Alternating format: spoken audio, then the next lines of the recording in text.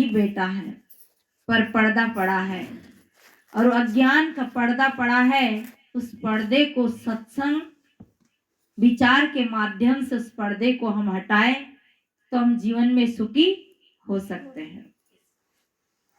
आज हमारी बहनें पंडितों को हाथ बताती है कि महाराज जी मेरा हाथ देख दो, मेरा भाग देख दो। हाथ हमें पुरुषार्थ करने के लिए मिला है, किसी को भाग भविष्य बताने के लिए नहीं मिला। और ऐसा कौन सा पंडित जन्मा है जो हमारा भाग देख देगा। जब लड़की की शादी होती है तो सब मुहूर्त दिखवाता है, तो एक नकली आदमी बनाते हैं उस, हाँ बिजू का कहते हैं, बिजू का कहते हैं। उसे कैसे बनाते? 2 डंडा सीधा, एक आड़ा डंडा और ऊपर टोपी, हंडी की टोपी लगा दे, है ना, कुर्ता पजामा पहना दे। अच्छा वो किसके लिए खड़ा किया?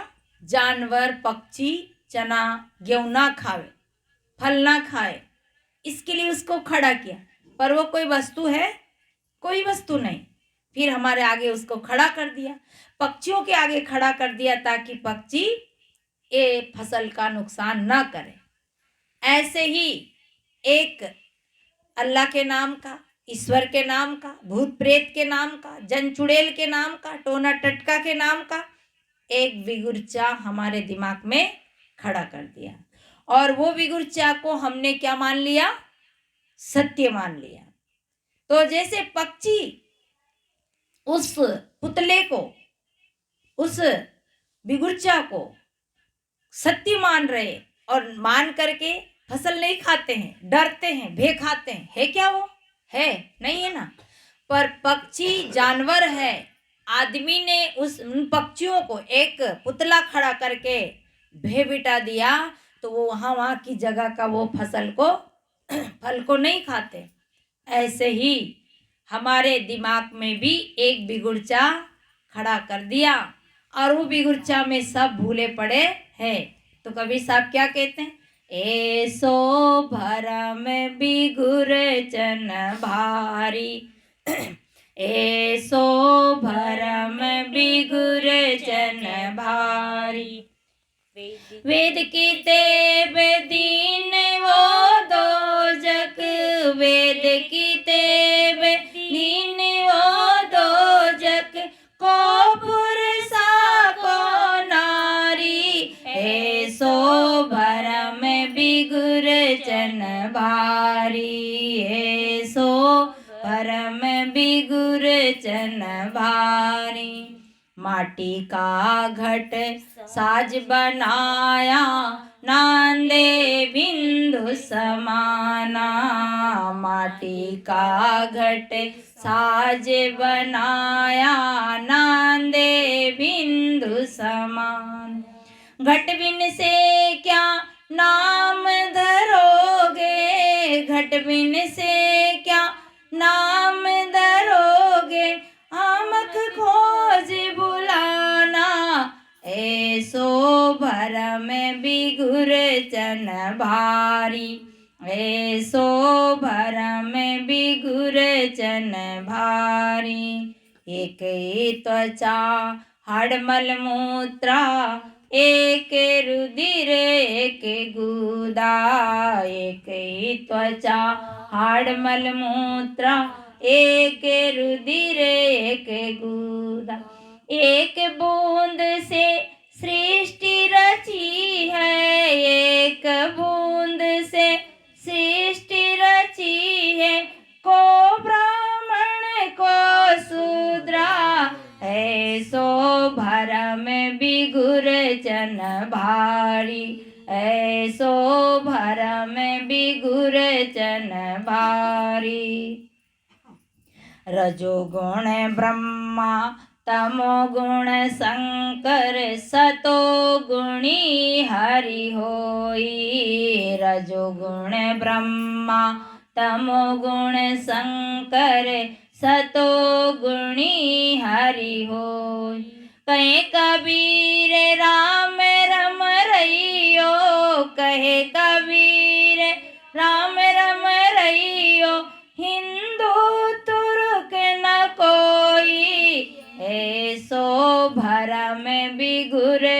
मन भारी, ऐसो भरम बिगुर जन भारी। तो साहब कहते हैं कि ज्ञान के बिना, विवेक के बिना, विचार के बिना एक बिगुर्चा खड़ा कर दिया और इसमें हिंदू और मुसलमान भी फंस गए। हाँ, एक किताब बन गई, एक कुरान बन गई, एक कुरान बन गई, एक पुराण बन गई, और दोनों में दोनों ही भूल गए। एक ही माटी का घट साज बनाया, नांदे बिंद समाना। ये माटी का जो घट है ये सेज रूप में सबका एक जैसा ही है, एक जैसा ही बना है। माटी का घट साज बनाया, नांदे बिंद समाना। ये जीव नांद बिंद के द्वारा माँ के गर्भ में जीव चला गया। एक ही त्वचा, पांच तत्व का सबका पुतला, पांच तत्व का पुतला मानुष धरिया नाम, एक कला के बीच रे बिकल हो सब ठाम। सारे नाम का करने वाला, सबका नामकरण करने वाला, नाम का रखने वाला, वेद पुराण किताब कुरान बनाने वाला, मंदिर मस्जिद बनाने वाला, सारे यंत्र मशीनें बनाने वाला, ये आदमी, ये मनुष्य धोखा का एक पुतला खड़ा करके और कल्पना करता है कि मेरा कोई रचिता, मेरा कोई कर्ता, मेरा चलाने वाला कोई और है जिसके माध्यम से मैं चल रहा हूं। तो माटी का घट साज बनाए, नांद बिंद समाना, घट बिन से क्या नाम धरोगे। ऐसे हम कहते स्त्री है, ये पुरुष है। जब शरीर छूटता है तो कोई ये कहते हैं कि जीवी मर गई, कहते क्या कहते कोई कि जीवी मर गई, क्या जीव क्या कहते हैं, अरे भाई वो तो मर गया, वो तो मर गई। परंतु जीवी मर गई, जीव चला गया, जीवी चली गई, ऐसा कहते क्या। क्योंकि ये माटी का जो घट है सहज बना हुआ है, और घट भी नस जाए, घट का नाश हो जाए तो जीव का क्या नाम देंगे। स्त्री देंगे कि पुरुष, ब्राह्मण देंगे कि शूद्र, क्षत्रिय देंगे कि वैश्य, क्या देंगे इसका नाम।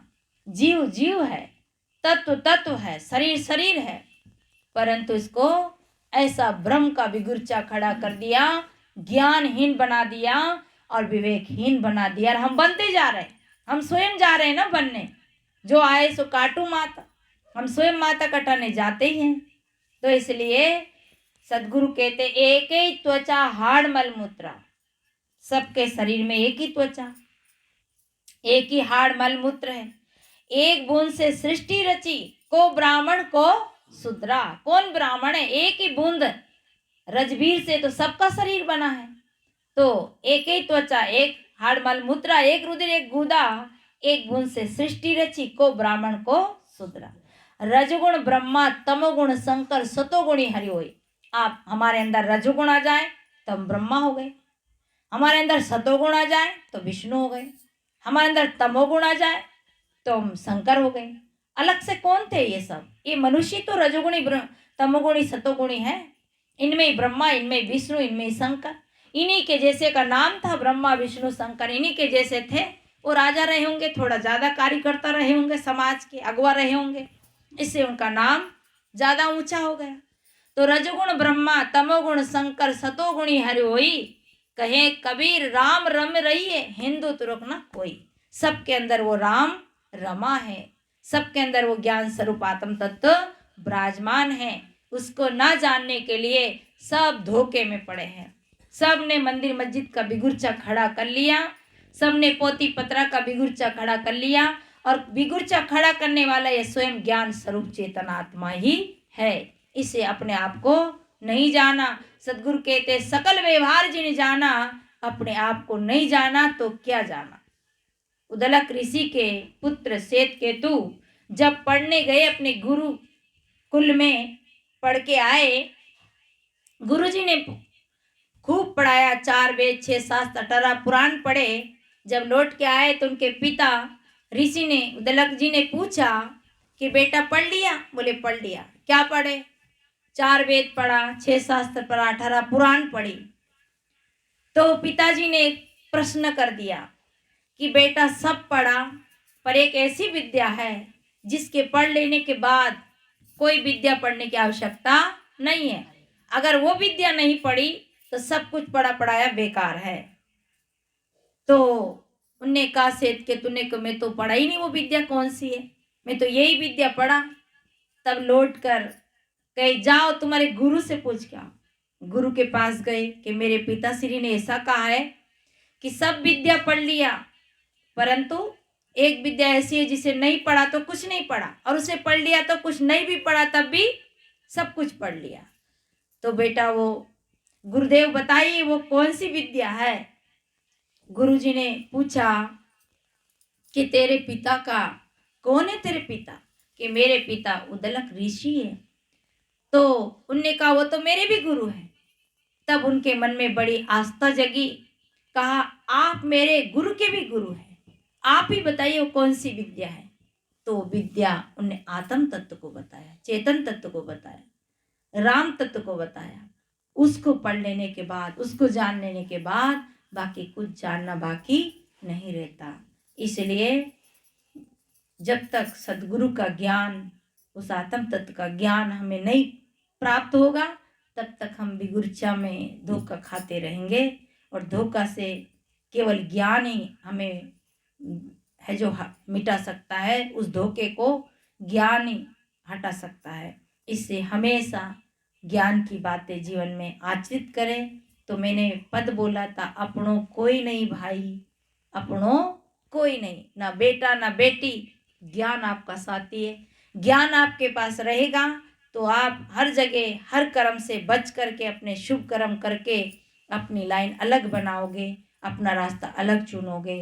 अगर ज्ञान नहीं है तो ना पति साथ देगा ना पत्नी साथ देगी, और जो अज्ञान में कोई ऐसे कार्य हो गए वो अपन को ही भोगना पड़ेगा। इसे हम ज्ञान को साथी बनाएं, विचार को साथी बनाएं।